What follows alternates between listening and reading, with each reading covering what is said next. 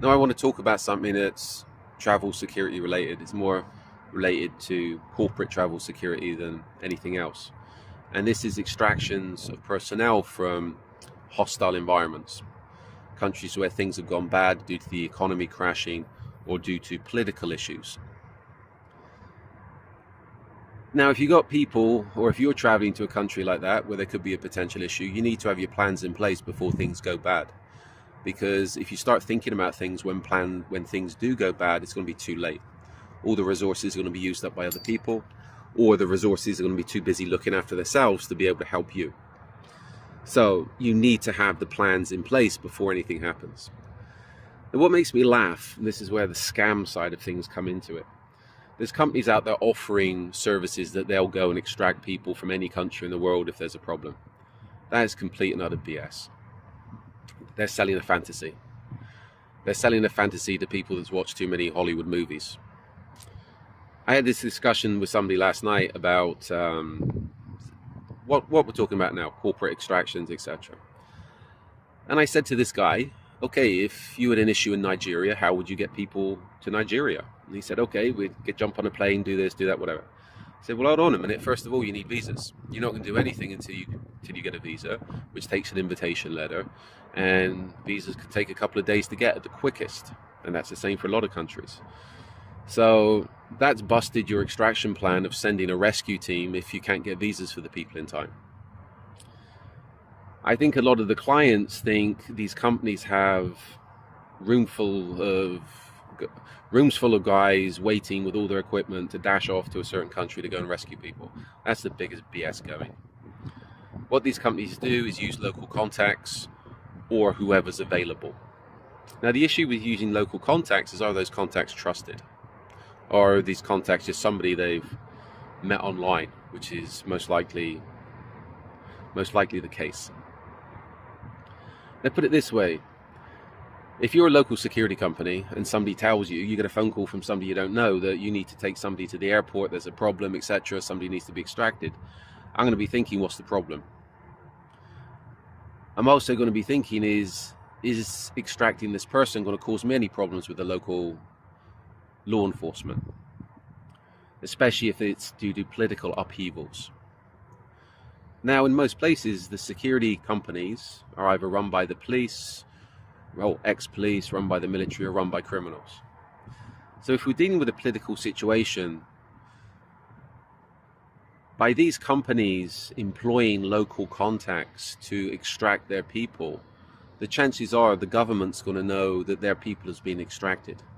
So if this is a hostile situation, all your people could be rounded up, detained, kidnapped, etc., due to the local contacts being told where they are by this company that claims to be able to extract people. So in some ways, you have to be very careful with local contacts because they can work against you, because it would be in their interest to work for the local government or work for the criminals. So instead of extracting you, they could be kidnapping you.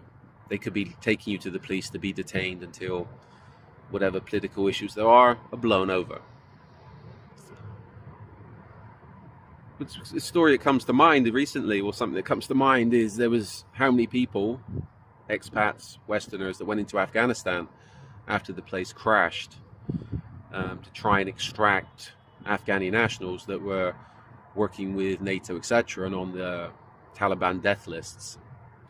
And a number of those guys ended up getting arrested because why? They stood out.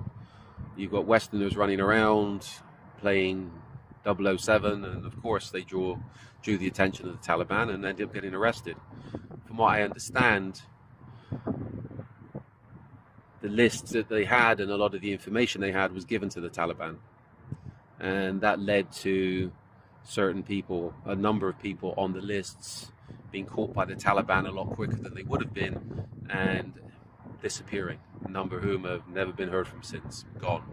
So this is where the people that went in to help the situation in some ways ended up screwing the situation up a lot more and leading to quite a few disappearances that might not have happened if they weren't there in the first place. So with all this extraction, planning, etc., It's better off to use common sense than go for the 007, the Rambo approach. Don't believe what people are telling you. They're selling you a service. Another example, I had somebody come to me years ago, was working in a potentially hostile country. There'd been a problem, and he'd hired one of these companies. He was on there, hired their services, paying them a monthly fee, so they would come and get him anywhere in the world. And the country he was in when there was a problem locked their skies down. You couldn't fly in, no planes, no fly zone over that country. And this company had actually told him, no, we'd send people to get you. And I said to this guy, I said, how are they going to send a plane to get you? All the airfields are going to be locked down. Anybody lands is going to be a problem.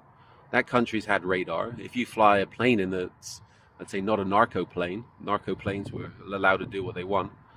If they flew a plane in, unregistered plane in, the plane would be shot down. And again, where's the plane going to land if the airfields are locked down? You're going to land on a road? Have you done the recce's of the roads, etc., etc.? And again, what pilot is going to fly into a military no-fly zone? What commercial pilot? I take it all his license, all his insurance would be void, etc. And how much are you going to have to pay somebody to risk their life, their plane, their licenses, potentially to be killed, or potentially end up being thrown in prison for a long, long time? People aren't going to do it. It's fantasy. So again, if you're looking at extraction plans, keep it real.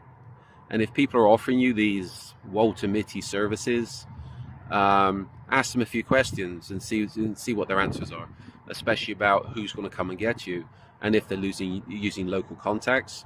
Are the local contacts vetted? Are the local contacts, what's the background of the local contacts? And do your homework, because again, a lot of these companies will get you in more trouble than if you just sat, waited for the issues to blow over and made your own way out of the country. But again, travel security, as with any type of security, the emphasis needs to be on planning and preparation. Do your threat assessments, identify the issues, and work out realistic responses to the issues. If you want to check my books out online, check out my website. There's articles on there. I got books up on travel security, etc. So take a look. And if you're connected with me on social media, feel free to send me any relevant questions.